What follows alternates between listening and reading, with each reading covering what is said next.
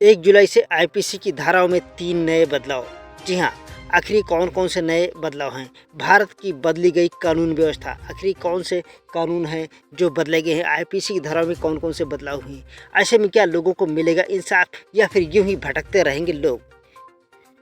पूरी जानकारी के लिए पूरी वीडियो को देखें और वीडियो को ज़्यादा से ज़्यादा शेयर करें। नमस्कार दोस्तों, मैं हूं राजेश राज। 1 जुलाई से लागू हो रहे आपराधिक प्रक्रिया तय करने वाले 3 नए कानूनों में न्याय सुनिश्चित करने के लिए एफआईआर से लेकर फैसले तक की समय सीमा को बांधा गया है। आपराधिक ट्रायल को गति देने के लिए नए कानून में 35 जगह टाइमलाइन जोड़ी गई है। शिकायत मिलने पर एफआईआर दर्ज करने, जांच पूरी करने, अदालत के संज्ञान लेने, दस्तावेज दाखिल करने और ट्रायल पूरा होने के बाद फैसला सुनाने तक की समय सीमा को तय कर दिया गया है। नए कानून से मुकदमे जल्दी निपटेंगे। साथ ही आधुनिक तकनीक का भरपूर इस्तेमाल और इलेक्ट्रॉनिक साक्ष्यों का कानून का हिस्सा बनाने में मुकदमों को जल्दी निपटाने का रास्ता आसान हुआ है। शिकायत, सम्मान, गवाही और की प्रक्रिया इलेक्ट्रॉनिक माध्यमों के इस्तेमाल से न्याय की रफ्तार तेज हो जाएगी। अगर कानून में तय सीमा को ठीक उसी मंशा से लागू किया गया जैसा कि कानून लाने का उद्देश्य है, तो निश्चय ही नए कानून से मुकदमे जल्दी निपटेंगे और तारीख पर तारीख दिन लग जाएंगे। 3 दिन के अंदर एफआईआर दर्ज करनी होगी। जी हाँ, 3 दिन के अंदर एफआईआर दर्ज करना हो गया अनिवार्य। आपराधिक मुकदमे की शुरुआत एफआईआर से ही होती है। नए कानून में तय सीमा में एफआईआर दर्ज करने और उसे अदालत तक पहुंचाना सुनिश्चित किया गया है। भारतीय नागरिक सुरक्षा संयुक्त व्यवस्था की शिकायत मिलने पर 3 दिन के अंदर एफआईआर दर्ज करनी होगी।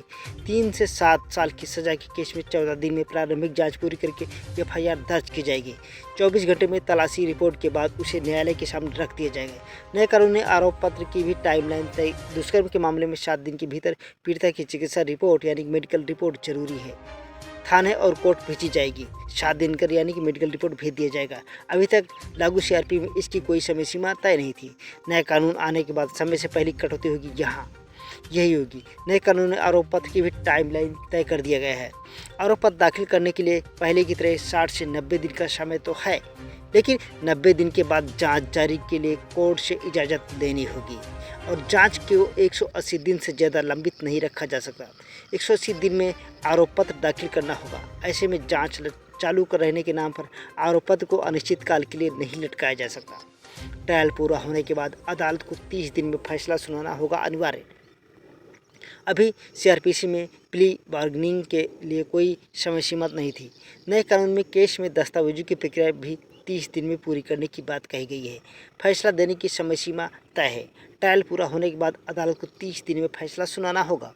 नए कानून में दायर याचिका के लिए भी समय सीमा तय किया गया है। लिखित कारण दर्ज करने पर फैसले की अवधि 45 दिनों तक हो सकती है, लेकिन इससे ज़्यादा नहीं। नए कानून में दायर याचिका के लिए भी समय सीमा तय है। सुप्रीम कोर्ट से अपील खारिज होने के 30 दिन के भीतर दायर याचिका दाखिल करनी होगी। आखिर ये कौन कौन से नए कानून हैं और इन नए कानूनों में क्या बदलाव गया है? पहली बार आतंकवादों पर भाषित किया गया है। राजद्रोह की जगह देशद्रोह बना अपराध।